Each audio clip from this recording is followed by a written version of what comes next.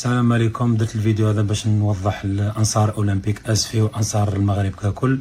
المشكل اللي صرا اليوم وين انا ما كنتش في اخباري بالتوني ما فيش رايه المغربيه، وين حامل الامتعه هو اللي ما تفطنش المشكل هذا. الحمد لله وين جالي قائد الفريق بين الشوطين وين تفطن المشكل هذا، وين طلبت انا باش نغير القميص وجابوا لي القميص اللي فيه الرايه المغربيه. الحمد لله انا مرتاح في المغرب، وين شتوني لعبت ديجا عام وعاودت وليت سما نعتبروا البلد تاعي الثاني، والحمد لله ما عنديش مشكل.